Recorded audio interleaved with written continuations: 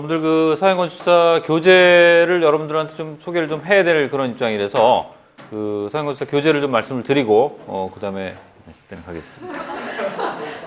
저기 시중에 가면은 서양건축사라고 하는 책이 되게 많아요. 가서 봤어요 혹시? 뭐 서양건축사라고 하는 이름만으로 된 책만 하더라도 뭐 굉장히 많지. 이제 뭐 서양건축사, 뭐 서양현대건축사, 뭐 그냥 서양건축사, 그리고 뭐 서양건축사는 다 달라요. 다 다른데 여러분들이 책을 한 권은 뭔가를 좀 구입을 좀 해줘야 될 것 같아요. 해줘야 되는데 그 이유는 뭐냐면은 서양건축사라고 하는 걸 이렇게 스토리로 쭉 정리가 좀 어느 정도 돼 있는 부분이 있어야지 나중에 여러분들이 이야기로서 좀 정리할 수 있는 부분도 좀 있고 그런 부분들이 있기 때문에 여러분들이 교재는 하나씩은 좀 어느 정도 구입을 하는 게 좋은데 근데 그건 전부 여러분들한테 선택에 달려 있어. 그러니까 여러분들이 뭘 선택하느냐는 여러분들이 정하라고요. 시중에 나가서 실제로 그 서점에 가서 어떠한 책이 있는지를 보고 여러분들한테 맞는 책을 사야 돼. 괜히 어려운 거 사지 말고. 사실 시중에 나가면 굉장히 어려운 책들도 있고 또 너무 또 쉬운 책도 있어요, 사실은. 뭐 그림만 나와 있고 막 그런데 그 그림이 좋은 그림인지 어떤 그림인지 잘 모른단 말이에요. 그림에 관한 내용들, 그러니까 예를 들어서 서양 건축 실제 사진에 관한 부분들은 제가 여러분들한테 더 많이 보여드릴 수가 있어요. 수업 시간을 통해서 또 지금 교재를 통해서 여러분 더 많이 보여줄 수가 있는데 내용들이 어떤가를 한번 보고 그다음에 그 그림과 또는 사진과 그 내용이 서로 잘 매치가 되는지를 여러분들이 직접 보라고. 근데 그게 뭐 10분, 20분에 결정되는 게 아니야. 책 한 권당 그래도 한 3, 40분 이상의 좀 시간을 좀 투여해서 좀 집중적으로 이렇게 보라고요. 똑같은 내용에 대해서 서로 다른 부분들을 보게 되면은 어떤 게 좋은지 잘 모르니까 예를 들어서 뭐 그리스면 그리스 또는 이집트는 이집트를 동일한 챕터를 설정을 해서 그 내용들을 한번 비교해 보면서 이 내용이 좀 더 읽기가 좀 편하고 좀 이해가 쉽게 돼 있구나. 그러니까 번역을 한 경우에는 또 뭐 자기가 책을 만들었다고 하는 경우라고 하더라도 대개 보게 되면 뭐 번역을 해갖고 이렇게 그냥 옮겨놓는 경우도 많은데 번역을 잘 못하면 굉장히 그 문장들이 굉장히 껄끄럽다고. 껄끄러워서 이렇게 무슨 얘기인지 읽어도 잘 모르는 경우가 많아요. 그러니까 여러분들이 실제로 읽어보고 이거는 문장을 좀 잘 다듬었구나 또는 뭐 자기가 직접 쓴 글이구나 라고 하는 것들은 여러분들이 읽어서 알 수가 있다는 얘기지.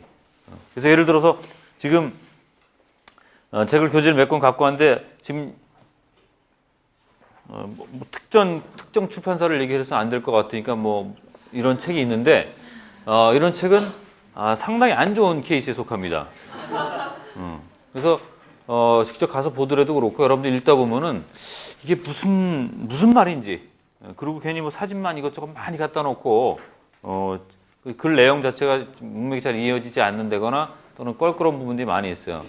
그러니까 좀 시간을 충분히 투여하지 않고서 만든 책이라고 할 수가 있지. 사실 그런 책의 경우에는 그런 거에 반해서 사실은 이런 책 같은 경우에는 이야기는 굉장히 매끄럽게 되어 있고 그다음에 사진도 직접 본인이 가서 직접 찍어갖고 같이 이렇게 글을 쓴 책이다 보니까 책은 상당히 좋은데 좀 이게 편중된 부분들이 좀 있어요.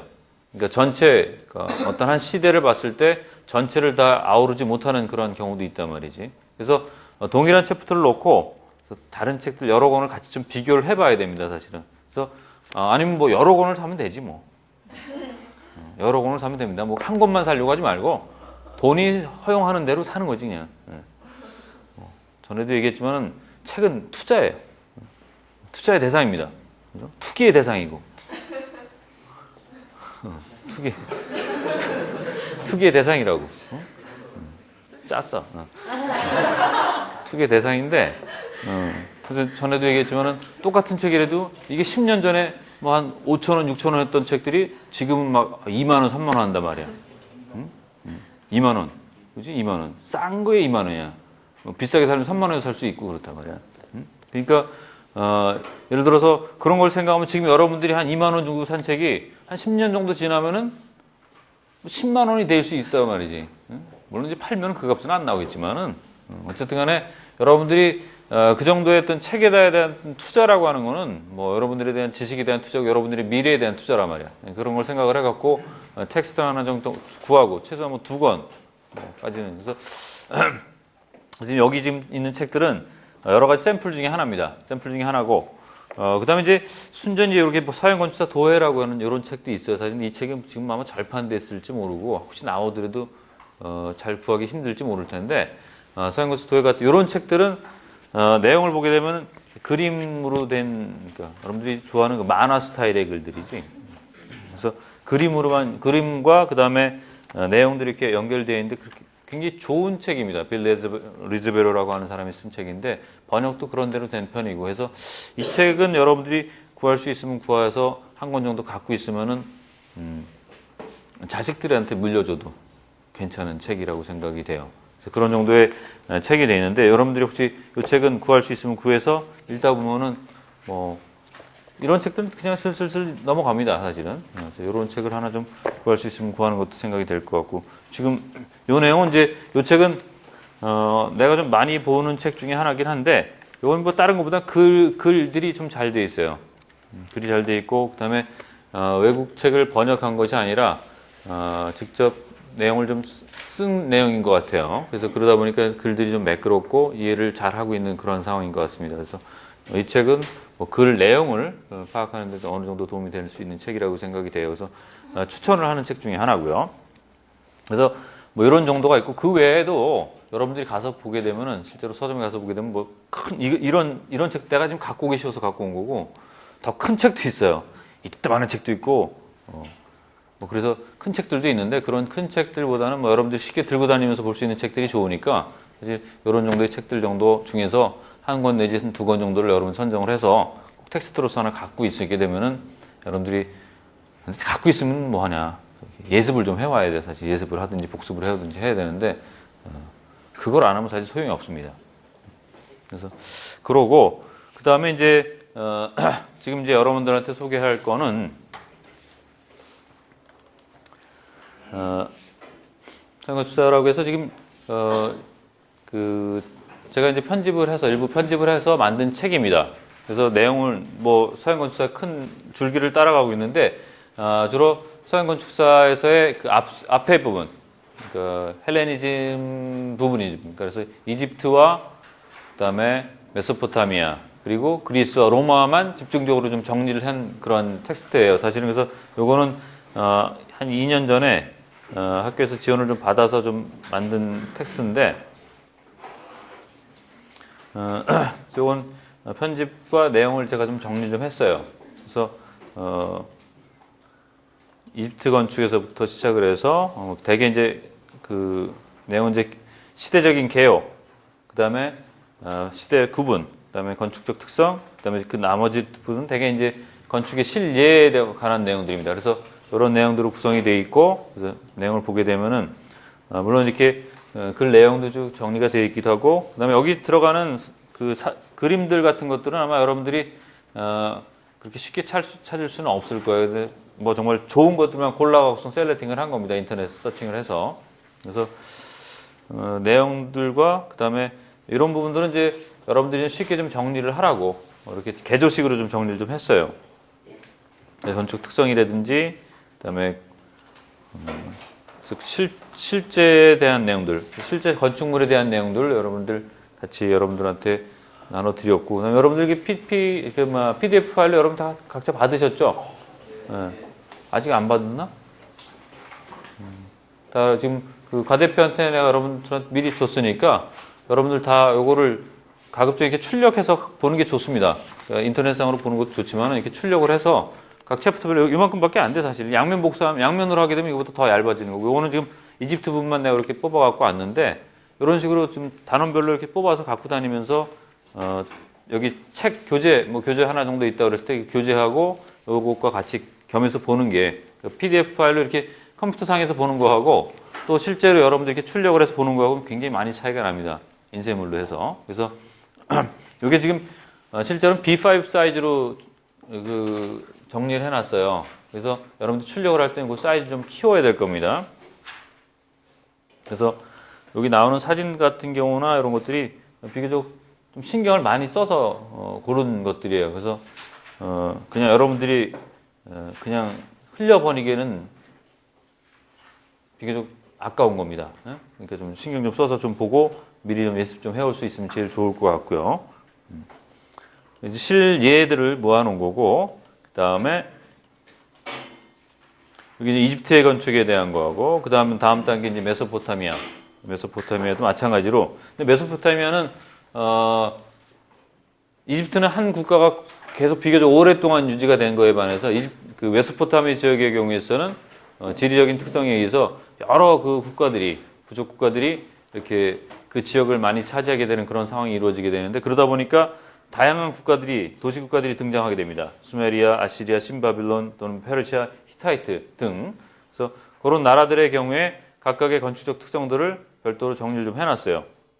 그래서 이런 지도들과 함께 내용들, 그리고 특성들 개조식으로 좀 정리해 놓은 걸, 시대적인 배경이라든지 건축적 특성들을 별도로 사진을 통해서 정리를 좀 했습니다.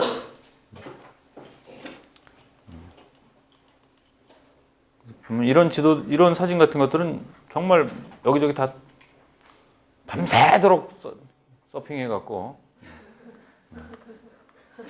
구글을 하나를 찾으려면 처음부터 끝까지 100페이지를 넘겨봅니다. 그냥. 이미지만. 그래서 마음에 드는 거 고르느라고 시간 좀 많이 보낸 그런 작업을 한 거니까. 그래서 지도도 마찬가지예요. 지도 좀 신경 써서 고른 거고 그래요. 그러니까 여러분들 볼 때 도움이 될 거여서 PDF상에서 보는 것도 도는 거지만은 가급적이면 출력을 하세요. 출력을 해갖고 이렇게 파일을 해갖고선 가지고 다니면서 볼 수 있으면 제일 좋을 것 같아요. 그것과 그 다음에 텍스트. 특히 뭐 여러분들 교재 이렇게 출력해서 갖고 다니면 여기다 뭐 쓰는 거 부담 없잖아. 종이에다 쓰는 거니까. 그래서 출력을 해서 여러분들이 볼 수 있으면 제일 좋을 것 같고요. 그래서 요 텍스트가 있고 요걸 그래서 여러분들이 책을 하나 사게 되면 그걸 주된 텍스트로 삼고 요걸 보조로 해서 내용을 보조로 해서 같이 가지고 다니면은 여러분들이 필기하는 데 너무 치중하지 않아도 된다라는 얘기예요. 사실 필기하는 것도 중요하지만은 제가 설명하는 내용들을 잘 듣는 것도 굉장히 중요합니다. 그래서 그 설명하는 내용들을 여러분들 머릿속에다 잘 담아두고 그것을 책이라든지 또는 뭐 나아가서 이제 여러분들 건축 설계라든지 또 이런 데 응용할 수 있다라고 하는 게 굉장히 필요한 부분이기 때문에 그래서 필기하는 데 치중하지 말고 가급적 내가 설명하는 내용이 무엇인가에 대해서 잘 이해를 하는 쪽으로 여러분들이 수업을 강의를 들었으면 좋겠어요. 그게 제일 필요한 여러분들의 자세예요. 사실은 지금 입장에서는. 그리고 여기 지금 참고 문헌으로 지금 가져온 것들이 있는데 지금 8권의 참고 문헌을 제가 준비를 했어요. 그 중에 하나가 이제 이집트에 관련된 것으로서 이제 피라미드라고 하는 것을 만드는 과정에 대한 것들을 정리해 놓은 곳이, 이것도 여러분들한테 지금 다 PDF로 나눠 드렸죠. 봤죠? 그래서 이 책입니다. 이 책이에요. 이 책인데 이게 지금 그 맥컬레이라고 하는 그런 회사에서 만든 책이에요. 그래서 이게 시리즈 여러 가지가 나와 있습니다. 굉장히 많이 나와 있어요. 그리고 많이 나와 있고, 그 다음에 서양 건축뿐이 아니라 뭐 일본의 건축이든 또는 중국의 건축, 물론 우리나라 건축은 없습니다, 사실. 좀 안타까운데 이게 그 전 세계의 건축물들에 대한 것들을 이런 식으로 이제 그림을 통해 갖고서 쉽게 정리를 할 수 있게 해나가고서 참 도움이 많이 되게 돼 있어요. 그래서 여러분들 그 내용을 보게 되면은 이건 피라미드를 직접 만드는 내용들입니다. 그래서 실제로 건축을 만드는 과정을 그림으로서 잘 정리를 해놨죠. 뭐 그림만 있는 것도 아니고 또 실제로 그 간단한 내용들이 영어로 정리가 되어 있는데 이런 정도의 내용은 여러분들이 읽어나가는데 전혀 크게 어렵지 않을 거예요. 그리고 영어 공부하는 데는 영어 공부를 다른 뭐 영어 책과 공부하는 것보다는 이렇게 전공책을 놓고서 영어 공부하는 게 제일 효과적이거든. 응? 어렵지 않잖아. The two means to which your body was placed had two main functions. 아주 쉽잖아요. 좋은.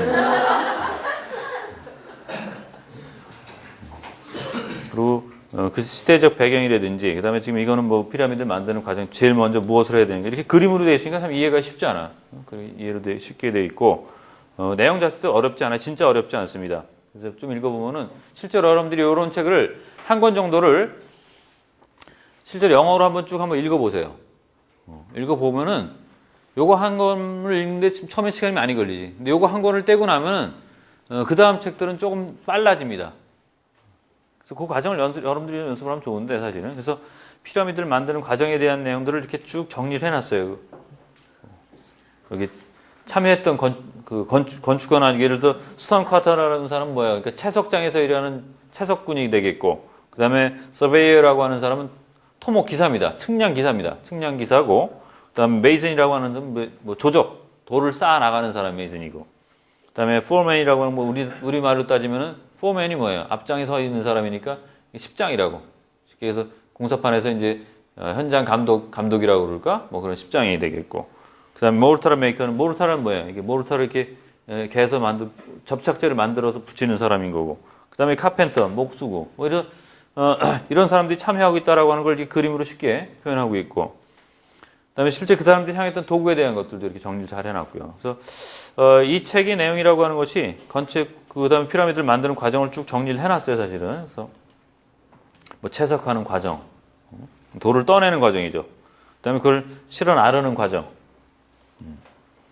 실제 과정은 이제 실제로 이제 뭐 예를 들어서 위치를 정해갖고서는 정북 방향을 설정을 해갖고서는 피라미드의 위치가 굉장히 중요하잖아요. 방위가 굉장히 중요하단 말이지. 그래서 방위 설정해갖고 그다음에 물을 레벨을 맞춰갖고 그다음에 실제로 피라미드를 만드는 그런 프로세스를 아주 간단한 그림으로서 아주 쉽게 이해하게, 아주 쉽게 이해할 수 있게 정리를 아주 잘 해놨습니다. 그래서 이런 책들도 역시 여러분들이 참고로 레퍼런스를 해서 여러분들이 실제로 PDF로 여러분들 쉽게 보게 하기 위해서 이거를 불법으로 이렇게 PDF로 만들어 갖고 여러분들한테 돌렸단 말이야. 이게 어디 알려지게 되면 문제가 돼요. 그래서 건축을 피라미드 건물을 만드는 과정에 대한 내용들을 그래서 뭐 이렇게 쭉 보여주고 있고. 그래서 이 책이 그런 특성을 가지고 있어요.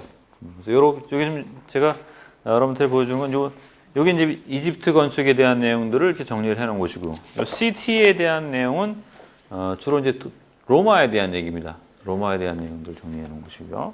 그다음에 캐세드리라고 하는 것은 성당에 대한 얘기죠. 중세 사회가 바로 이제 그 성당 또는 교회를 많이 만든 것인데, 역시 마찬가지로 내용을 보게 되면은 전부 그림이죠, 사실은. 그래서 성당을 만드는 그 과정을 여기 이렇게 보여줄 게 아니라 여기 있죠.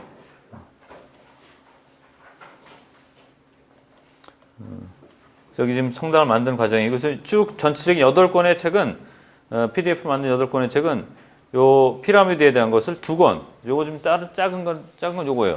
요겁니다. 요건데, 요거는 그 캠브리지 대학교에서, 영국에 있죠. 영국에 있는 캠브리지 대학에서 만든 책입니다. 그래서 이 시리즈가 한 20여 권 정도가 있습니다. 근데 그 중에서 이제 서양건축 관련된 것만 제가 추출해서 5권을 구매를 했어요. 중고책을. 새 책이나 중고책이 큰 차이가 없기 때문에 아마존에서 사면 되니까. 여러분, 요즘 그 아마존이라고 하는 게 굉장히 도움이 많이 되잖아요. 그래서 아마존에서 책을 사면 배달도 해주고 하니까 중고도로 살 수 있다. 뉴스북도 살 수가 있단 말이야. 그래서 물론 여기 2권은 새 거고 3권은 다 중고인데, 그것이 피라미드가 있어요. 근데 똑같은 피라미드를 만드는 과정이지만은 여기서 보여주는 그 피라미드 과정하고 이 책에서 보여주는 것이 조금 다릅니다. 설명하는 내용도 조금 다르고 전체적인 맥락은 같아요, 사실은. 왜냐하면 역사적 사실에 근거를 하고 있기 때문에 그 과정이 크게 다르진 않습니다. 근데 이제 어떻게 해석하느냐에 따라서 조금씩 달라질 수가 있겠지, 사실은. 그래서 그런 내용들이 좀 차이가 있는데 뭐 전체적인 큰 줄거리가 달라지진 않아요. 그래서 근데 이게 좀 더 오래된 책이야. 그래서 약간 좀 아웃오브데이트한 거죠, 이게. 약간 좀 시대에 뒤떨어진 내용이 좀 포함되어 있긴 해요. 하지만 그래도 이 캠브리지라고 하는 대학이 워낙에 이제 그 역사 쪽에 뭐 미국에서 예일 대학이라든지 이런 대학들이 그 역사가 굉장히 강한 대학들입니다, 사실은. 히스토리 쪽에. 그래서 이 책도 그 캠브리지 대학에서 역사의 그 시리즈로서 쭉 나온 책이에요. 그 중에 하나인데. 그래서 이 내용을 보게 되면은 마찬가지죠. 역시 피라미드라고 하는 것을 만드는 과정에서 그 이집트의 여기 보게 되면 컨텐츠 Land of Pyramids, Planning the Plan, 그 피라미드를 계획하고, 그 다음에 코링이라고 하는 것은 채석해서 나르는 걸 얘기합니다. 채석과 그 다음에 커팅, 자르고 돌을 자르는 거에 대한 거. 그 다음에 그 돌을 옮겨야 되겠죠. 전에도 말씀드렸지만 이 나일강의 에스완 북쪽 지방에서 남쪽이죠. 상류에서부터 하류로 날라서 여기까지 날라옵니다. 배를 통해 갖고. 그래서 가까운 곳에서, 그러니까 이 피라미드를 만드는 돌은 두 가지가 있어요. 하나는 화강석이 있고 하나는 석회석이 있다고, 석회암이 있다고. 그래서 화강이라고 하는系統도 강한 것이니까 이 강한 것을 얻으려면은 이 나일강의 상류 지방까지 올라가야 되는 겁니다. 그래서 그것을 하류로 이 기자에 우리가 대피라미드 군이 있죠. 기자라고 하는 곳에 대피라미드 군으로 나르는 그런 과정이 필요했고, 그다음에 그 바깥에 이제 그 치장을 하기 위한 그 석회암들은 그 근처에서도 났어요. 쉽게 얻을 수가 있었고. 그래서 두 가지 돌을 사용해서 만들었었는데, 어쨌든 그 돌을 나르는 과정과 그다음 피라미드를 만드는 과정, 그리고 그때 일했던 사람들에 대한 내용들을 정리를 해놓고 있는 게 여러 이 책입니다.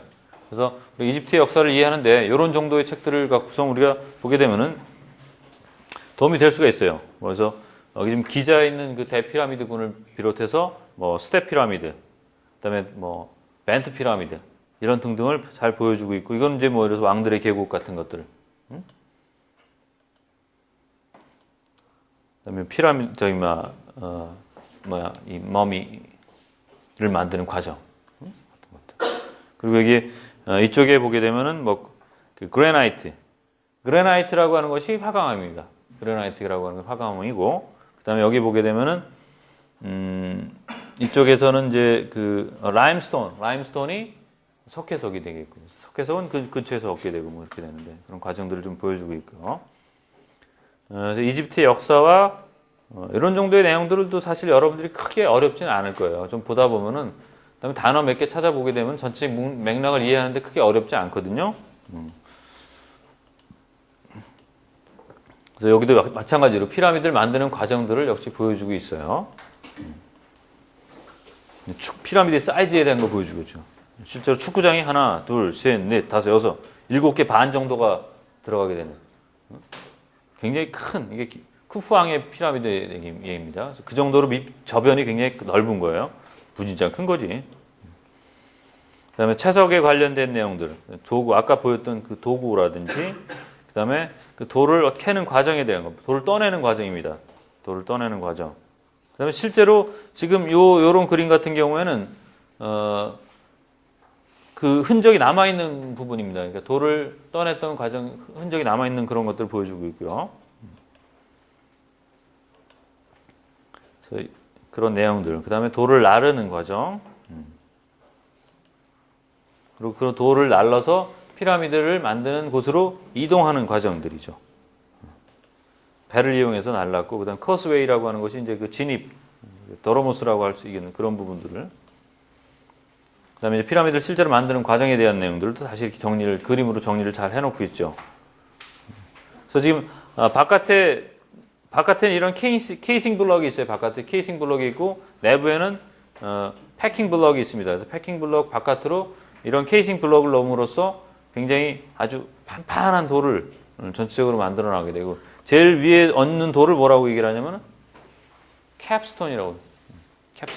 캡스톤 디자인이라고 여러분들 들어봤죠? 뭐 학교에서 무슨 캡스톤 디자인에서 누가 상 받았다 이런 얘기 나오잖아. 그런 것들이 캡스톤이라고 저런 겁니다. 여러 가지 것들을 쭉 모아갖고서 위에 탁 마무리, 활용 점정이지 우리말로 하면. 우리말은 아니구나. 그런 활용 점정의 뜻을 가지고 있는 것이고, 그다음에 만드는 과정에 대한 것을 역시 보여주고 있죠. 그래서 이렇게 경사면을 따라서 어쨌든 돌을 날라서 이렇게 전체적으로 경사면을 만들었는지, 이건 이제 옛날에 처음에 생각했던 방법이었습니다. 근데 아까 조금 전에 봤던 그런 내용들은 이제 약간 돌아가면서 나선형으로 이렇게 글을 만들어서 옮겼다는 게 이제 최근에 와서 이제 좀 더 발전된 이론이죠, 사실은. 내부 공간에 이제 그 실을 만드는 과정에 대한 것들. 그 다음에 그 당시에 일했던 사람들. 그리고 현대와 비교했을 때 건축가의 역할은 뭐고 왕은 뭐고 이런 것들을 비교해갖고 이렇게 보여주고 있어서 아주 이해하기 쉽게 돼 있어요. 사실은. 두껍지도 않고. 그래서 완성된 피라미드의 모습입니다. 이런 것들이 잘 정리가 돼 있어요. 그래서 피라미드에 관련된 내용들이 이렇게 두 가지가 있고, 이집트에 관련된 것이 두 가지가 이렇게 있고, 그 다음에 이제 아까도 말했지만 요 시티에 대한 것은 로마에 대한 내용입니다. 로마에 대한 내용이고, 로마에서 그리스가 도시국가였고, 그 다음에 그래서 그리스는 요 책으로 제가 좀 여러분들한테 설명을 좀 참고를 해야 될 것 같아요. 요 파르테논 신전입니다. 더 파르테논이라고. 역시 캠브리지에서 나온 요 책이죠. 시리즈 중에 하나인데 요 책을 보게 되면 파르테논 신전을 만드는 그 배경과 파르테논 신전이 우리가 그리스를 대표하는 건축물이 뭐냐라고 얘기했을 때 우리가 파르테논을 얘기를 하게 됩니다. 로마를 대표하는 건축물이 뭐냐라고 얘기할 때 뭘 얘기합니까, 여러분들이? 네? 뭘 얘기합니까? 로마를 대표하는 건축물이 뭐냐라고 얘기할 때? 콜로세움이에요? 워낙에 종류가 많아서 사실 콜로세움이라고 얘기할 수도 있고 그다음에 판테온이라고 얘기하는 사람도 있을 거고 그다음에 뭐 그런 정도예요. 콜로세움, 판테온. 근데 그리스의 경우에는 파르테논 신전입니다. 워낙에 많이 들어봤겠지만 이 파르테논 신전에 대한 얘기를 사실 이 책을 보게 되면 그런 내용들을 정말 잘 정리를 해놨어요. 그래서 이 책을 처음에 사실 제가 이 책을 접했습니다. 이 책을 접하고서는 보다가 너무 좋아서 뒤에 보니까 여러 가지 그 캠브리지 대학에서 나온 책들이 쭉 나오더라고요. 그래서 여기서 내가 필요한 책들을 좀 주문을 한 겁니다, 사실 이거. 그래서 이 책을 보고 나서 파르테논 신전을 이해하기가 굉장히 좋았어요. 이해하기가 좋았고. 그래서 여기 내용을 좀 보게 되면은 파르테논 신전이 위치한 곳이 바로 아크로폴리스라고 하는 곳입니다. 그리스 아테네에 아크로폴리스가 있는데 아크로폴리스라고 하는 것은 아테네에만 있는 것은 아니에요. 그리스라고 하는 나라는 한 나라가 큰 덩어리로 있는 게 아니라 여러 개의 도시국가로 이렇게 구성이 되어 있었고 각각의 그 도시국가에서 이렇게 약간 높은 구릉지대를 형성하게 되는데 그것을 전부 아크로폴리스라고 얘기를 했습니다. 그래서 아크로폴리스라고 하는 것은 신이 거주하는 곳이다라는 그런 개념이에요. 약간 높은 곳이에요, 도시에서. 그래서 아테네에 있는 아크로폴리스죠. 우리가 유명한 것은. 그 위에 파르테논 신전이 만들어지게 됩니다. 페르시안 전쟁을 통해 갖고서 승리를 한 아테네, 그리스 도시국가들이 연합해서 저 아크로폴리스 위에다 파르테논 신전을 만들기로 결의를 하게 됩니다. 그래서 그런 과정을 쭉 지금 이건 페르시아와의 전쟁을 표현하고 있는 도자기의 그림이에요. 그래서 아크로폴리스가 원래 있었는데 그 위에 있던 일부 건물들 다시 무너뜨리고 다시 새롭게 큰 파르테논 신전을 만들기. 페리클레스라고 하는 그리스 도시국가의 그리스의 왕이었습니다. 한 시대를 풍미했던 왕이고 우리가 민주 정치를 실현했던 그리스의 참주인이었던 사람 중에 하나입니다. 페리클레스. 이 사람이 이제 주도가 돼서 파르테논 신전을 만들게 됩니다. 의회의 반대도 있었고 뭐 여러 가지 우여곡절을 거쳐서 만들게 되는데 신전의 형식입니다. 신전의 형식들을 좀 보여주고 그다음에 그 신전의 형식 중에서 파르테논 신전은 도릭 오도를 사용해서 만든 건축물이 되겠어요. 그래서 도릭 오도와 이오닉 오도를 좀 설명을 좀 해주고 그래서 그리스의 어떤 전체 양식을 설명해주고 있고 그다음에 파르테논을 짓게 되는 그 파르테논의 어떤 그 실질적인 계획에 대한 내용들이 쭉 나오게 됩니다. 그래서 이런 그 기초 부분을 다시 축조를 해갖고서 만들게 되고 그다음에 원래 계획했던 것은 이렇게 기둥이 8개짜리였었는데 6개짜리로 다시 해갖고서 계획을 해갖고 만들게 되는 그런 과정과 그다음에 실제로 그 당시에 돌을 어떻게 날랐을 것인가라고 하는 것 부분들 그다음에 돌과 돌을 연결하는 그런 뭐 이런 돌 다른 신전들과 비교했을 때 어떤 특성을 가지고 있는가를 보여주기 위해서 뭐 이런 그림들도 좀 보여주고 있고요. 당시에 사용했던 그 건축 기술들에 대한 것들. 건축이라고 하는 것은 어떤 시대의 산물이죠. 시대의 산물입니다. 그래서 그 시대의 사회적 배경 굉장히 중요합니다. 그래서 왜 그런 건물을 만들게 됐는가라고 하는 것도 중요한데 그것과 더불어서 그 건물을 만드는데 어떻게 만들었냐도 굉장히 중요하겠지. 그렇기 때문에 테크놀로지, 그러니까 기술이라고 하는 것이 반드시 뒷받침이 되지 않으면 안 됩니다. 그렇기 때문에 서양 건축사를 공부를 하면서 여러분들이 주의해야 될 것 중에 하나가 뭐냐면은 단순히 그 시대적 배경이라고 하는 것만 자꾸 볼 것이 아니라 그런 시대적 배경 속에서 어떠한 기술을 사용하고 어떠한 방법을 사용하고 그래서 그 한계를 극복하기 위해서 어떻게 했는가라고 하는 것도 굉장히 중요한 내용이 될 것입니다. 그래서 여기 보게 되면은 이런 그 도르래를 이용해 갖고서 도르래라고 하는 게 굉장히 큰 발견 중에 하나죠. 발명 중에 하나입니다. 그 바퀴를 만들고 나서 그렇죠? 바퀴를 만들고 나서 바퀴라고 하는 것이 힘을 굉장히 덜어주는 것을 알게 되고 그 다음에 그 바퀴를 여러 개를 사용해서 연결했을 때 조그마한 힘으로도 아주 큰 물건을 들어 올릴 수 있다라고 하는 것을 이 도르래를 통해서 깨닫게 되죠, 인간이. 굉장히 큰 발견입니다. 그래서 여기 지금 도르래를 하나, 둘, 셋, 넷 사용하게 되면서 혼자서 이렇게 큰 돌을 들어 올릴 수 있게 되고 그래서 기중기가 만들어지게 되죠. 그래서 이제 이 파르테논 신전을 만들게 되는데 그때 뭐 루핑 같은 것들, 그러니까 지붕재를 어떻게 할 것인가, 기둥을 만들어 나가는데 그 플루팅, 골입니다. 골을 파 나가는 것은 어떤 과정을 겪게 되는가라고. 기둥을 처음에는 그냥 밋밋한 것들을 여러 개를 이렇게 겹쳐 놓는다. 그 다음에 나중에 이걸 파놔야 되겠죠.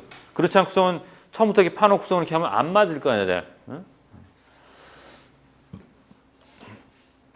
그 다음에 건축적으로 봤을 때, 이게 지금 여기 보이는 그림 같은 것들은 이제 착시. 멀리서 봤을 때 우리가 눈이라고 하는 것은 이게 눈이 어떻게 생겨 먹었어요?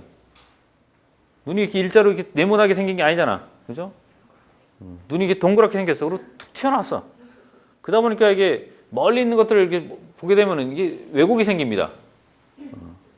그래서 그런 것들을 어떻게 교정을 하게 되는가라고 하는 것도 이 그림을 통해서 좀 보여주고 있고요. 나중에 설명을 하겠습니다만. 일단 파르테논의 또 하나의 특징은 뭐냐면 조각입니다. 우리 그리스 미술의 어떤 특징 중에 하나가 바로 뭐냐면 그리스의 조각이죠.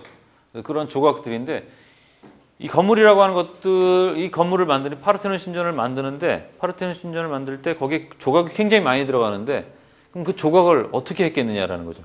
전국에 있는 많은 그 조각가들을 모아놓습니다. 모아놓고서는 다 이제 그 맡기죠. 맡겨 곡성해 놓으니까 조각에도 굉장히 천차만별 특징. 어떤 놈은 잘하고 어떤 놈은 못하고 뭐 이런 일들이 생기겠지. 이런 모습입니다. 그래서 어떤 사람은 이렇게 좀 잘했는데 어떤 게 더 잘한 거야? 이게 더 잘한 거지, 밑에 게. 위에 있는 거는 좀, 약간 좀 그로테스크하죠. 좀 우스꽝스럽지, 약간 좀. 뭔가 좀 어설퍼요. 예?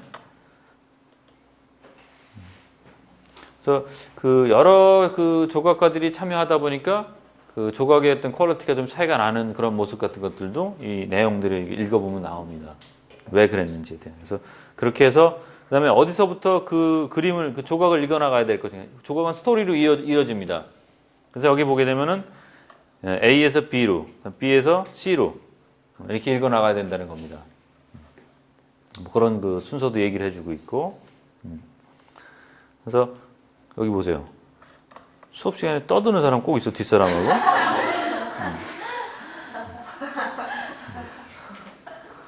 여러분들입니다. 그리스 이제 그 페디먼티라고 하는 박공 부분에 설치되어 있는 그런 조각들의 모습. 지금 이것이 그래서 그 여러 가지 것들에 대한 것들을 그러니까 그리스 조각에 대한 것들과 다시 그래서 특성들 그리고 이제 그 이후에 파르테논 신전이 어떻게 지금 현재 모습을 갖게 되는가 이렇게 파괴된 모습인데 여기 지금 그 파괴되기 전의 모습을 이렇게 보여주고 있어요. 이때까지만 해도 잘 남아있어요. 1670년만 해도 제대로 남아있었던 겁니다. 근데 여기 보게 되면 이렇게 뾰족 튀어나온 게 있죠. 미나렛입니다. 그래서 이슬람의 정복을 당해서 이슬람의 교회로 사용이 되고 있었기 때문에 좀 미나렛 같은 것들이 있었습니다. 그러다가 이제 저기에 화약을 좀 보관하고 있었는데 그 화약이 터져버립니다. 그래갖고서는 저기 건물이 지금 다 날아가게 된 것이 그 화약이 터지는 바람에 이렇게 뻥! 일본의 원자력 지금 좀 위험한 상황인 것 같은데 우리나라 구조대는 아직도 남아있어요. 미국 애들은 다 빨리 철수하라고 그러는데 우리는 100명을 더 보내겠다고 있어요. 제정신이 아닙니다.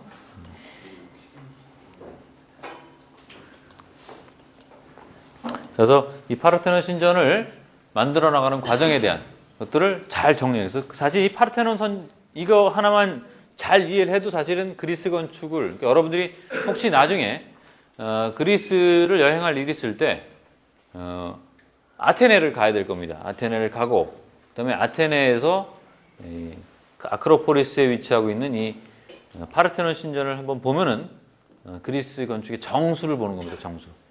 정수를 보는 거예요. 우리나라 건축의 정수를 보려면 뭘 봐야 될까요? 응? 경복궁일까요?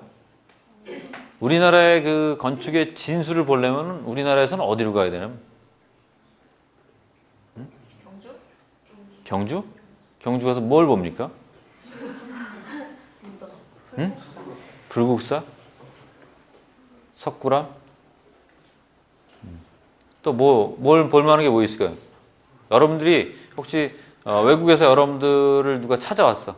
그래서 한국 건축을 좀 소개 좀 해달라라고 했을 때 한국 건축을 이렇게 보여주실 수 있을 만한 데가 어디? 여러분들 그 건축가인데 그래도 명색이 응? 어디로 데리고 갈 것 같아? 소개를 해야 될 거 아니야? 응? 한국 건축을 좀 보고 싶다 그랬을 때 우리나라 건축에 예를 들어 그리스 사람 같으면은 아테네 파르테논 신전을 보여주고 갈 겁니다. 아크로폴리스로. 우리는 외국 사람들이 오게 되면 어디로 데려가야 되나?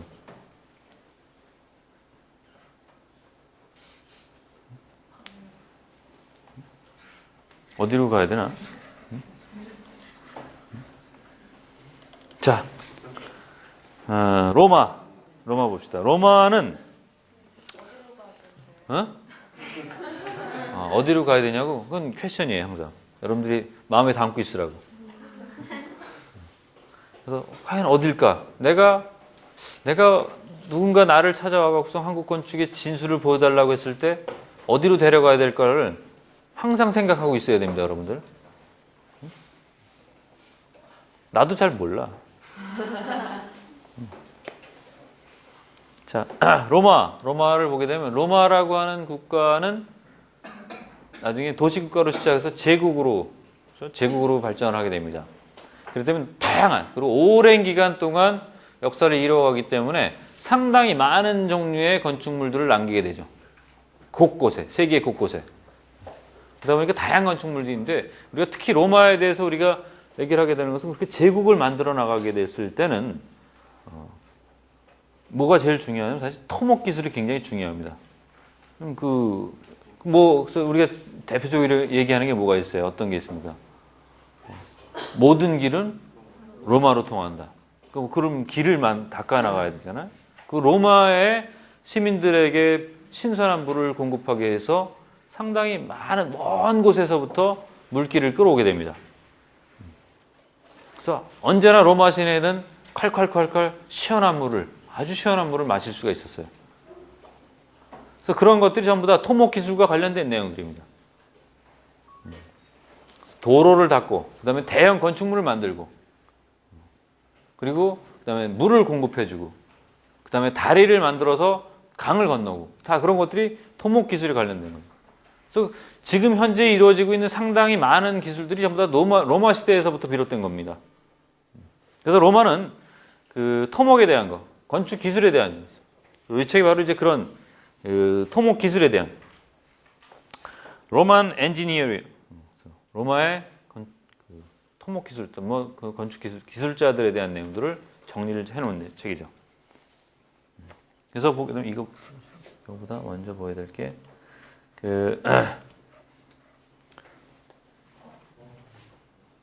왜?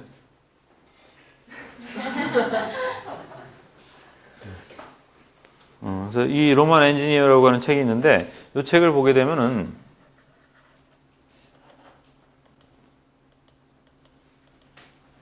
그래서 전체적으로 봤을 때는 아쿠아덕트에 대한 거, 그러니까 수도, 로마의 시민들에게 수도를 공급해서 신선한 물을 공급해야 되기 때문에 아주 많은 사람들에게 아쿠아덕트에 대한 것과 그다음에 도로, 그다음에 브릿지, 그다음에 그 재료에 대한 것. 로마의 건축의 특징 중에 하나가 이제 아치를 사용했다는 겁니다. 아치.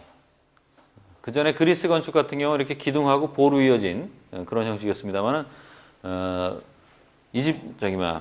로마의 경우에는 이런 아치를 사용하게 됩니다. 아치. 그래서 대형 공간을 만들어 나갈 수 있게 돼요. 그것이 이제 로마 건축의 특징인데 그렇게 대형 공간을 만들어 나갈 때 필요했던 것이 바로 이 재료들입니다. 특히 이제 돌과 돌을 이렇게 접합시키는 기술, 그러니까 모르타르라고 하는 거, 모르타르를 접합하는 거. 그래서 그때 콘크리트라고 하는 거를 얘네들이 이제 만들어내게 되죠. 그래서 콘크리트를 만들어서 그 콘크리트를 사용해서 재료와 재료를 일체화시키는 그런, 그래서 아주 강성이 강한 건물을 만들어 나갈 수가 있게 됩니다. 그것이 로마였죠. 로마의 건축, 로마의 토목 기술에 대한 내용들. 그래서 이런 내용들을 쭉 정리를 해놨어요. 그래서 아쿠아덕트 같은 경우 지금 여기 보이는 이런 것들이 뭐냐면 전부 다 이건 로마로 들어오는 길들입니다. 길들이고 도로에 대한 것들이고. 근데 이제 이게 물길을 만들 때 이런 것들을 통해 갖고서 물길을 만들어서, 그러니까 그냥 물을 오픈시키지 않고 저렇게 뚜껑을 덮어 오기 때문에 신선한 아주 차가운 물들이 이렇게 오게 됩니다. 그리고 압력을 이용해 갖고서 분수를 만들어내요. 분수 같은 것들. 그래서 분수라고 하는 것도, 그러니까 분수라고 하는 건 물의 흐름을 역류시키는 거죠. 이렇게 거꾸로 솟아오르는 거예요. 그건 압력의 차이를 이용하지 않으면 안 되는 거거든. 그 압력의 차이를 이용해서 분수를 만들어내고 이런 것들은 로마인들이 개발해냈던 얘기입니다. 이게 물길입니다. 이게 저 멀리서부터. 이게 지금 보게 되면은 그 네 가지 수도가 있는데 제일 멀리서 여기서부터 이렇게 시작되는 거예요. 클라우디아, 소스 오브 클라우디아에서부터 이렇게 시작되는 것들은 이렇게 멉니다. 지금 요만큼이 10km예요. 10km니까 뭐 한 거의 7, 80km 떨어진 곳에서부터 물을 가져오는 거예요. 7, 80km면은 천안에서부터 서울까지입니다. 그러니까 서울 사람들을 위해서 천안에서부터 목천에 있는 용현저수지에 있는 물을 서울 시민들한테 공급하기 위해서, 그러면은 용현저수지부터 서울까지 아주 균질한 레벨로 구배를 가지고 물이 흘러가야 되겠지. 그 구배를 잡는 일이 굉장히 힘들 거 아닙니까? 예를 들어서 용현저수지가 예를 들어 높이가 좀 높았다고 한 200m 정도 된다 그러면 서울이 제로라고 하면 그 200m라고 하는 것을 80km에 나눠갖고서 쭉 내려와야 될 거 아니야. 그게 기술인 거죠. 토목 기술. 그래서 레벨 잘 측정을 했다는 얘기지, 이게. 그런 일들을 이 로마인들이 했던 겁니다. 그래서 저 멀리서부터 물들을 끌어와서 로마인들의 목욕탕 알죠? 카리클라 뭐 이런 것들 알잖아. 그래서 그런 목욕탕에 지금으로 따지면 무슨 아쿠아 여기 무슨 상록 리조트 이런 데 그냥 에버랜드가 뭐지 거기? 있는 거? 캐리비안 베어 같은 거.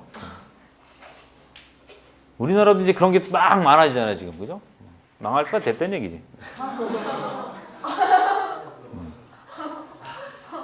자, 그래서 이게 좀 토목기술, 물을 저 먼 곳에서부터 이렇게 끌어오는 그 과정들을, 구별을 잘 잡아서 만들어내는 과정들을 보여주고 있는 겁니다. 그래서 이런 그 기계들을, 레벨기입니다, 레벨기. 지금으로 따지면 레벨기입니다. 이 레벨기가 이때부터 만들어져서 사용이 됐다는 얘기지.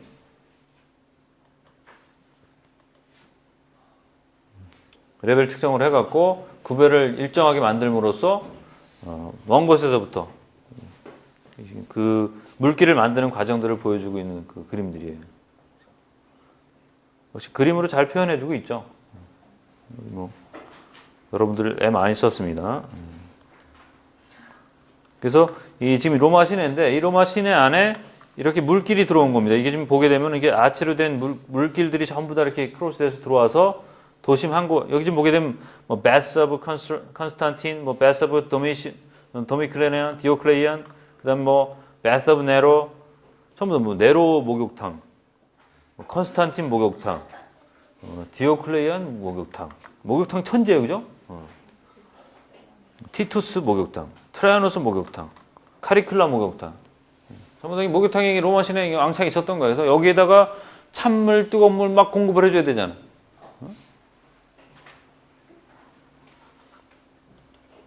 로마는 그런 그 엄청난 그 소비의 도시였습니다. 여기 배관입니다. 수도 배관을 묻어갖고 이 배관을 통해서 수도가 물이 전달이 됐던 거지. 누수되지 않게 하기 위해서는 거기 뭐 패킹 같은 거 했을 거 아니야? 그러니까 그런 것들도 기술이 다 있었습니다. 그리고 길을 닦는 겁니다. 길이라고 하는 것은 모든 길은 로마를 통한다는, 반대로 이제 로마에서부터 시작해서 전 세계로 뻗어나갔던 길들이죠.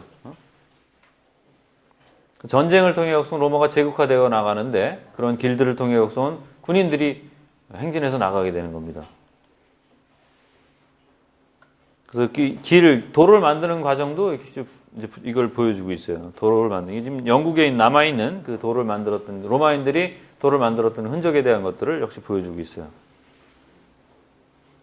지금 현재처럼 큰 돌과 작은 돌과 그 다음에 뭐 모래 같은 것들을 갈아놓고서는 배수가 잘 돼야 되니까 말이에요. 왜냐면 마차를 타고 행진을 해야 되고 장화를 신고, 아니 장화 이렇게 그 당시에 무슨 뭐 군화 같은 것들이 없으니까 이렇게 그 가죽 신으로 되어 있는 것들 신고서 행진해야 되니까.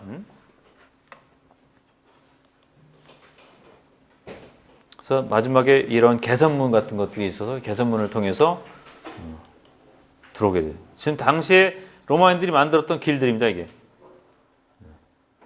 지금 현재 있는 그 메인 그 무슨 고속도로 같은 것들이 전부 다 기본적인 틀이 이미 이때 만들어지게 되는 거죠. 역시 여러분들이 일을 하고 있어요. 여기 이제 채찍 든 사람이 이제 뭐 김기주 정도 되겠죠.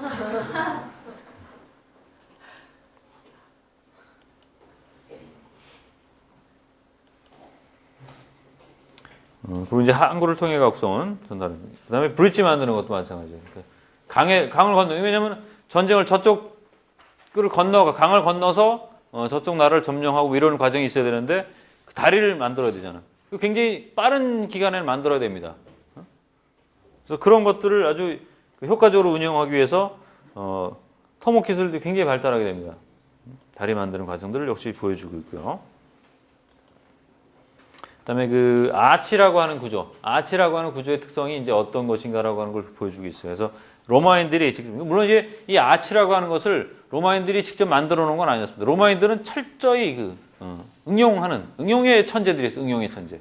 어떤 원칙이 있을 때 그런 원칙이라는 걸 받아들여서 자기네 것으로 딱 만드는데 아주 천부적인 소질을 가지고 있었던 거예요.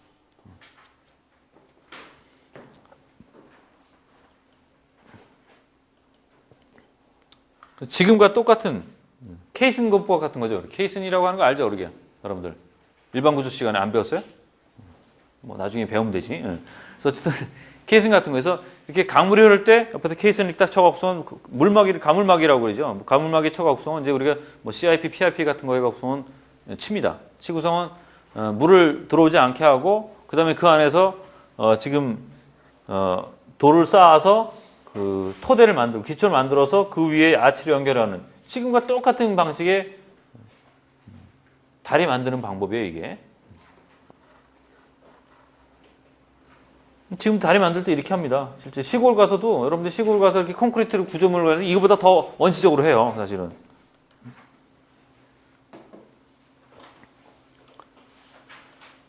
그렇게 해서 이 구조물들 아치라고 하는 것을 주로 많이 사용을 하게 됩니다. 아치. 그다음에 여기 지금 그 기중기죠, 기중기. 기중기를 통해 갖고 돌을 들어 올려 갖고 하는 거. 돌을 했던 그 기본적인 원리 같은 것들을 여기서 설명을 해주고 있죠. 여기 지금 돌을 그 안에다 끼는 방법을 여기 그림을 살짝 보여주고 있죠. 이거 어떻게 하는 거예요? 이렇게 앞에 있는 요 큰 것을 경사진 놈이죠, 이놈이. 경사진 놈을 먼저 껴서 앞으로 밀어놓고 뒤에다 이렇게 쐐기로 탁 박아 구성하게 되면 빠지지 않고 쓱 들어 올리게 되겠죠. 아주 간단한 원리죠. 그렇게 해서 만든 그런 그 수도교, 이렇게 아쿠아덕츠라고 하는 수도교 같은 것들입니다. 수도교. 이게 지금까지 다 남아있는 거죠. 그래서 아치를 활용한 그 건축 구조물들. 그래서 아까 여러분들 얘기했던 그 콜로세움이죠. 콜로세움. 그 다음에 도움. 콜로세움이라고 하는 것, 그 다음에 도움이라고 하는 것이 있어서 이 큰 대형 공간, 내부 공간을 활용한, 우리가 그리스 건축이라고 하는 것이 외부 공간이라고 하는 것, 외부의 활동이라고 하는 것을 위주로 해서 만들어진 건축이라고 한다면은 그리스 건축은, 그럼 로마의 건축이라고 하는 것은 무엇일까라고 했을 때는 로마의 건축이라고 하는 것은 내부 공간이라고 하는 것을 활용하기 시작하는 겁니다. 그래서 대형 공간을 만들어 나갈 수 있게 되는 거.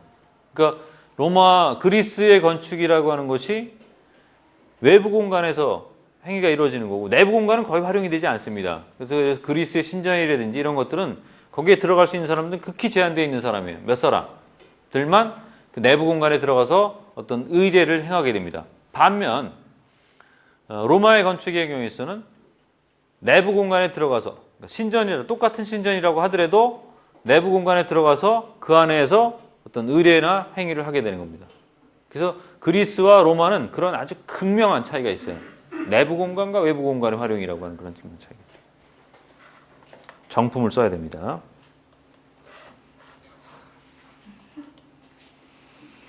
그럼 재료 아까도 말했지만은 콘크리트라고 하는 재료가 만들어져서 그러니까 콘크리트라고 하는 건 지금 현재 우리 콘크리트는 어떻게 만듭니까? 뭐 쏠게요? 콘크리트? 콘크리트 재료에 들어가는 건 뭐예요? 뭐 그냥 묻어서 가려고 그러지 말고 정확히 얘기해. 정확히 그냥 뭐 시멘트, 골재, 물, 또 모래. 그래서 시멘트가 있어야 돼. 근데 시멘트가 옛날에 어디 있겠어? 모래하고 뭐 자갈이나 이런 것들은 구할 수가 있잖아. 물은 시멘트가 어디 있겠어 옛날에?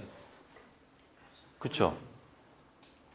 프라이시니까 애쉬, 재죠, 재. 그런 것과 더불어서 우리가 프라이애쉬 시멘트 있잖아. 콘크리트 있고 애쉬라는 거. 그런 것과 그 다음에 석회석이라고 하는 것을 섞어서 콘크리트라고 하는 재료를 활용을 하게 됩니다.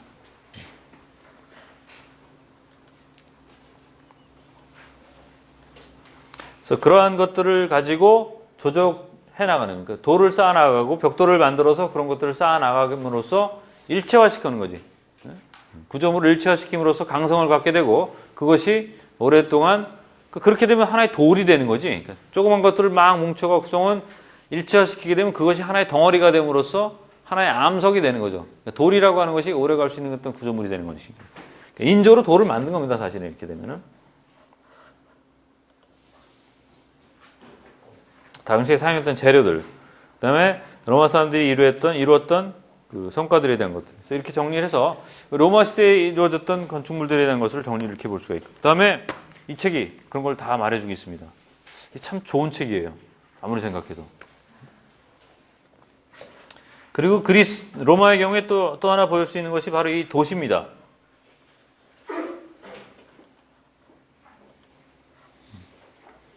그래서 그리스하고 이제 로마하고 좀 다른 것 중에 하나가 이제 도시를 형성해 갖고서 그 도시 안에서 많은 사람들이 모여서 생활해 나간다라고 하는 것이 이제 중요한 내용이 되는데, 건축물의 형식은 그리스에서 그대로 따오게 됩니다. 로마인들은 뭐 뺏기는 건 천재니까. 그래서 갖고 와서 그리스의 건축과 거의 비슷한 모습을 갖고 있는데 그리스와 조금씩 부분적으로 차이가 있게 돼요. 그런 내용들은 이제 수업을 통해서 여러분들한테 설명을 해드리게 될 거고. 도시라고 하는 것이 비로소 이제 그리스와 로마를 통해서 만들어져 나가는 과정. 특히 이제 로마의 경우에 이제 그 도시를 형성하게 되는 과정들을 역시 이제 이렇게 그림을 통해서 쭉 설명을 해주고 있습니다. 그래서 이런 내용도 역시 여러분들이 다 갖고 있잖아요. PDF를. 여러분들이 갖고 있는 거는 어디 가서 이렇게 갖고 있다고 얘기하지 마세요. 여러분들. 지금 다리를 만드는 과정들에 대한 것도 역시 보여주고 있어요. 그래서 굉장히 알기 쉽게 보여주고 있고, 다리와 그 다음에 이런 아치를 통해서 여기 지금 보게 되면 그 수도교입니다. 수도교 이게 물기를 끌어오기 위해서 근데 중간중간에 이렇게 그 우물 같은 것들 따로 만들기도 해갖고선 통할 수 있게 채광 같은 거 들어갈 수 있게 하고,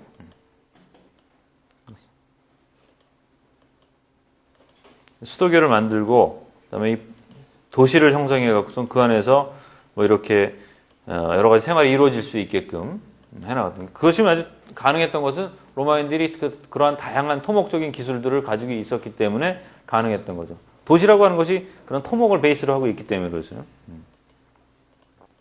건축이 다 모여서 여러 가지 건축들이 모여서 도시를 형성했었고 그 도시 안에서 여러 가지 행위들과 생활들이 이루어져 나갔던 것입니다. 이게 뭐예요? 화장실이죠. 옆에 사람들하고 이게 벽이 없었습니다. 이게 기본적으로 여러 사람이 같이 이렇게 앉아서 대화를 하면서. 그 문화의 차이. 그러니까 여러분들 뭐 예를 들어 중국의 경우에서 뭐 칸막이 없다 그래서 뭐라고 그럴 게 아닙니다. 사실은 문화의 차이입니다. 자 여기 봐요. 이렇게 돼 있었던 거야. 보이죠? 여러 사람들이 이렇게 모여서 같이 민망하다고요? 아니지. 그러면 서로 목욕탕에 왜 가? 어떻게 가? 아, 붕 하는 것 때문에? 그치. 약간 다른 종류도 있잖아. 막 푸다다닥 뭐 이런 것도 있고. 그런 경우도 있긴 있을 텐데 좀 종류가 다르긴 하겠지만은 뭐 그래도 이발소도 있고 도시의 삶이라고 하는 건 어쨌든 간에 저렇게 다양성이라고 하는 것을 유지하는 것이고요. 그 다양성의 기반에는 역시 토목기술이라고 하는 것을 전제로 깔고 있었던 겁니다. 도시를 형성했고 그 도시 안에서 이 폼페이 같은 것들이 이제 볼 수 있게 되는. 그래서 이것이 이제 로마의 모습이었고요. 그래서 그리고 지금 여기 보게 되는 건 이제 그 성에 대한 거. 여기 지금 중세의 그 교회에 대한 내용입니다. 캐스드를 성당을 만드는 거. 성당이고 그다음에 역시 마찬가지로 그 성당을 만드는 과정에 대한 것들 역시 이걸로 잘 설명을 해주고 있어요. 그래서 이것도 역시 여러분들이 좀 쭉 보게 되면은 요 두 개가 같이 세트예요. 이렇게 세트. 그리고 마지막으로 이것이 크리스토퍼 렌이라고 하는 그 영국의 건축가입니다. 렌이라고 하는 사람이 설계했던 세인트 폴 성당입니다. 세인트 폴 성당을 설계한 거예요. 그 내용들을 여기도 역시 적어놓고 있어요. 보면 이게 미국에서는 이렇게 도서관에 있는 책들을 때로 이렇게 세일을 합니다. 일정 시간이 지나면은. 그래서 이게 내가 도서관에 세배운 게 아니라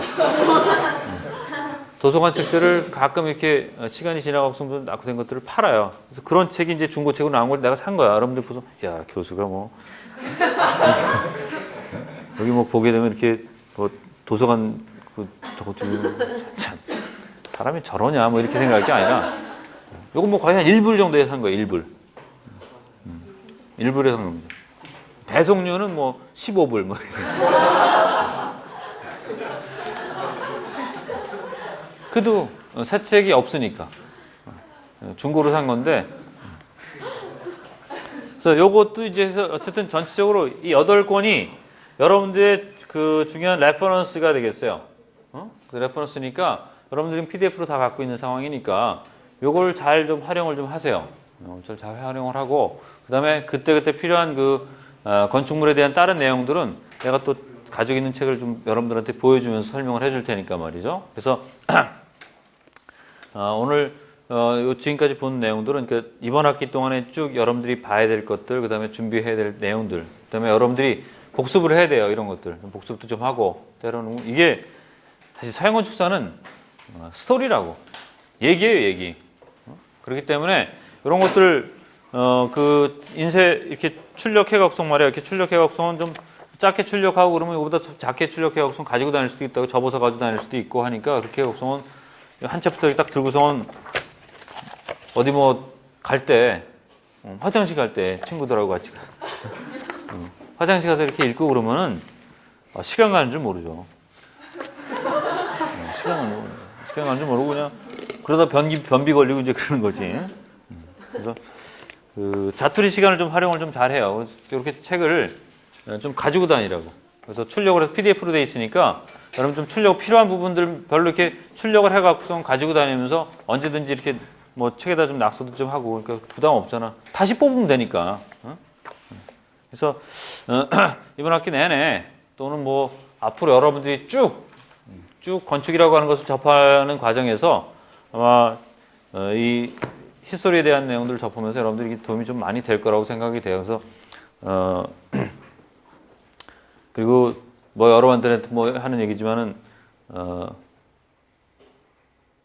여러분들이 강의로서만 모든 걸 배우려고 하지 마십시오. 절대로.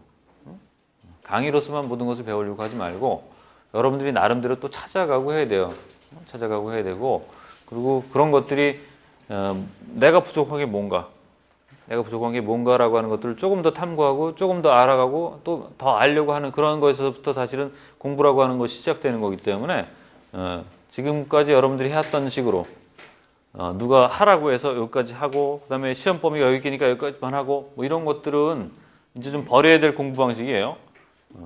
그래서 이번 학기 동안 이제 그 건축사 공부, 서양 건축사 공부를 같이 하게 될 텐데, 조금 더 좀 이렇게 적극적으로, 그 다음에 이렇게 능동적으로 여러분들이 움직여줬으면 좋겠고, 그다음 공부하는 방법을 좀 그렇게 좀 깨우쳐 나갔으면 하는 생각이 듭니다. 그리고, 하나 더 얘기하자면은, 서양 건축사 강의를 여러분들이 김기준한테 듣게 된 것을 무한한 영광으로 생각합니다. 건축사 강의를, 아니, 마찬가지, 내가 다른 교수님도 마찬가지겠지만, 아마, 저는 그렇게 생각을 해요. 서양 건축사도 그렇고, 나중에 여러분들이 한국 건축사도 그렇고, 강의에 대해서만큼은 내가 대한민국에서 탑3, 탑1은 아니라 하더라도, 탑3는 생각을 합니다, 항상. 그래서, 이 내용을 여러분들한테 자신있게 얘기를 합니다, 저는. 그래서, 그것과 더불어서, 그러니까 여러분들이 그만큼 따라와 줘야지 사실은 그것이 효과가 있는 것이지, 그냥 나 혼자 막 떠든다고 해서 되는 건 아니라고. 그런 생각하고 여러분들이 좀 자부심도 갖고, 여러분들이 다른 교수님도 마찬가지예요. 다른 교수님들한테 여러분들이 수업을 듣게 됐다라고 하는 것에 대해서 여러분들 어느 정도 굉장히 자부심을 가져야 됩니다. 지금 우리 과 교수님들 각자 어떤 그 특성들이나 이런 것들을 보면은 여러분들이 굉장히 자부심을 가져도 됩니다. 그래서 그런 생각을 갖고 여러분들 다른 누구에게도 얘기를 해서 나는 서양 건축사를 누구에게 들었다라고 하는 것을 자부심을 갖고서 여러분들이 좀 수업을 임해 주셨으면 좋겠고, 그러기 위해서는 여러분들이 좀 노력을 좀 해줘야 되는 얘기예요.